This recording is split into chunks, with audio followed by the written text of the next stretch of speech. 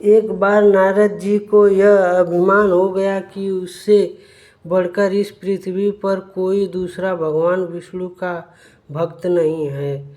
उनका व्यवहार भी इस भगवान से प्रेरित होकर कुछ बदलने लगा। वे भगवान के गुणों का गान करने के साथ साथ अपने सेवा कार्यों का भी वर्णन करने लगे।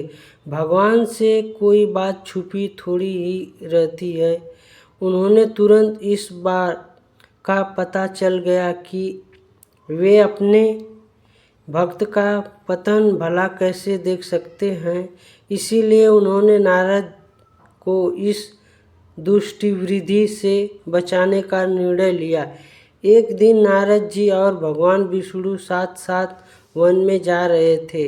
अचानक विष्णु जी एक वृक्ष के नीचे थक कर बैठ गए और बोले, भाई नारद जी, हम तो थक गए हैं, प्यास भी लगी है, कहीं से पानी मिल जाए तो लाओ, हमसे तो प्यास के मारे चला नहीं जा रहा है, हमारा गला सूख रहा है। यह सुनकर नारद जी तुरंत सावधान हो गए। उनके होते हुए भगवान भला प्यासे रहे। वे बोले, भगवान अभी लाया, आप थोड़ी देर प्रतीक्षा करें। नारद जी एक और दौड़ लिए। उनके जाते ही भगवान मुस्कुराए और अपनी माया को नारद जी को सत्य के मार्ग पर लाने का आदेश दिया। माया शुरू हो गई। नारद जी थोड़ी दूर गए होंगे कि उन्हें एक गांव दिखाई पड़ता, जिसके बाहर कुएं पर कुछ युवा स्त्रियां पानी भर रही थी।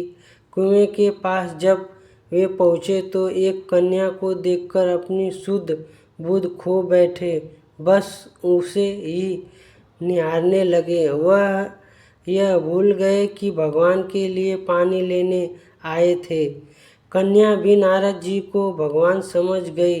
वह जल्दी जल्दी जल से घड़ा भरकर अपनी सहेलियों को पीछे छोड़कर घर की ओर लपकी। नारद जी भी उसके पीछे जो लिए। कन्या तो घर के अंदर चली गई, लेकिन नारद जी ने द्वार पर खड़े होकर नारायण नारायण का अलग जगाया। गृह स्वामी नारायण का नाम सुनकर बाहर आ गया। उसे नारद जी को तुरंत पहचान लिया।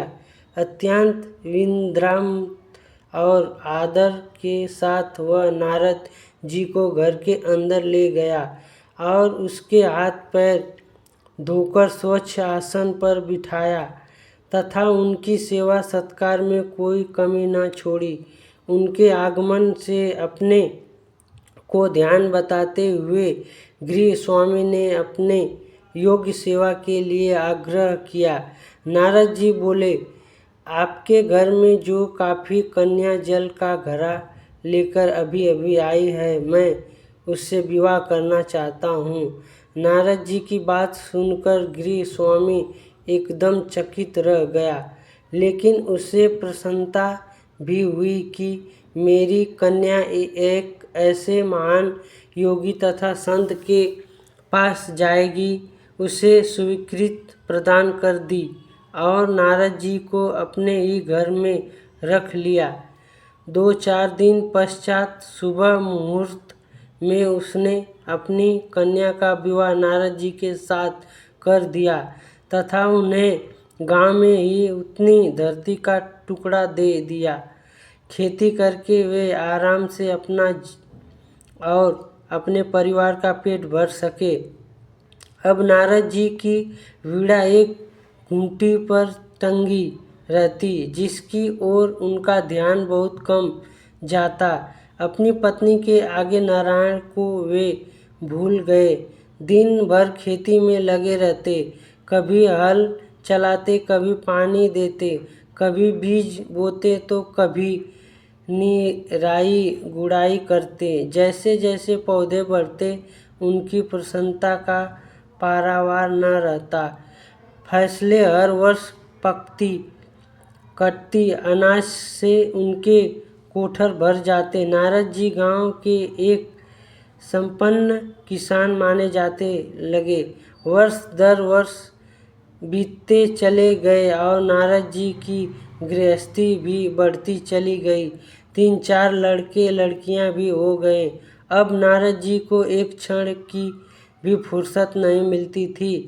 वे हर समय बच्चों के पालन पोषण तथा पढ़ाई लिखाई में लगे रहते अथवा खेत में काम करते रहते थे।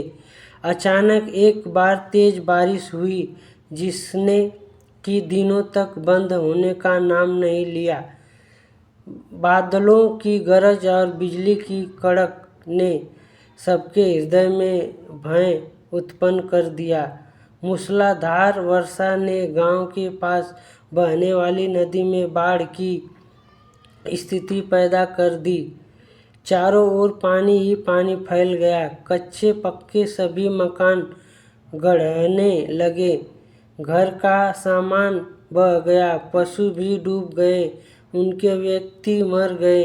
गांव में त्राही त्राही मच गई। नारद अब क्या करें। उन्होंने भी घर में जो थोड़ा कीमती सामान बचा था उसकी गठरी बांध और अपनी पत्नी तथा बच्चे को लेकर जान बचाने के लिए पानी में से होते हुए बाहर निकले लगे। नारद जी बगल में गठरी थामे, एक हाथ से एक बच्चे को पकड़े और दूसरे हाथ से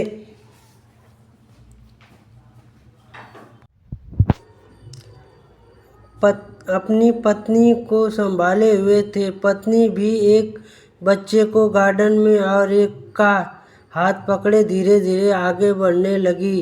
पानी का बहाव अत्यंत तेज था तथा यह भी पता नहीं चलता था कि कहाँ गड्ढा है और कहाँ टीला है। अचानक नारद जी ने ठोकर खाई और गठरी बगल से निकल कर बह गई। नारद जी गठरी कैसे पकड़ते। दोनों हाथ तो घिरे थे। मन मसोच सोचा फिर कमा लेंगे। कुछ दूर जाने पर पत्नी एक गड्ढे में गिर पड़ी और गोद का बच्चा छूटकर बह गया। पत्नी बहुत रोई लेकिन क्या हो सकता था। धीरे धीरे और 2 बच्चे भी पानी में बह गए। उन्होंने बहुत कोशिश की बचाने की लेकिन कुछ न हो सका। दोनों पति पत्नी बड़े दुखी रोते कलपते एक दूसरे को समझावता देते कोई ऊंची जगहें ढूंढते रहे। एक जगह आगे चलकर दोनों एक गड्ढे में समा गए। नारद जी तो किसी प्रकार गड्ढे में से निकल आए मगर उनकी पत्नी का पता कहीं नहीं चला। बहुत देर तक नारद जी उसे इधर उधर दूर दूर तक ढूंढते रहे लेकिन व्यर्थ। रोते रट उनका बुरा हाल था। हृदय पत्नी और बच्चे को याद कर करके फटा जा रहा था। उनकी जो सारी गृहस्थी उजड़ गई थी। बेचारे क्या करें। किसे किसे अपने भाग्य को या भगवान को। भगवान का ध्यान आते ही नारद जी के मस्तिष्क में प्रकाश फैल गया और पुरानी सारी बातें याद आ गई। वे किस लिए आए थे और क्या कहाँ आ गए। ओहो, भगवान विष्णु तो उनकी प्रतीक्षा कर रहे होंगे। वे तो उनके लिए जल लेने आए थे और यहाँ गृहस्थी बसाकर बैठ गए। वर्षों बीत गए गृहस्थी को बसने में और फिर सब नष्ट हो गया। क्या भगवान अब भी मेरी प्रतीक्षा में उसी वृक्ष के नीचे बैठे होंगे। यह सोचते ही बाढ़ नारद हो गई। गांव अंतर्धान हो गया। वे तो घने वन में खड़े थे। नारद जी पछताते और शर्माते हुए दौड़े। देखा कुछ ही दूर पर उसी वृक्ष के नीचे भगवान लेटे हैं। नारद जी को देखते ही उठ बैठ और बोले, अरे भाई नारद, कहाँ चले गए थे। बड़ी देर लगा दी। पानी लाए या नहीं। नारद जी भगवान के चरण पकड़कर बैठ गए और गले अश्रु बहाने उनके मुंह से एक बोल भी नहीं फूटा। भगवान मुस्कुराए और बोले, तुम अभी तो गए थे, कुछ अधिक देर थोड़े ही हुई है।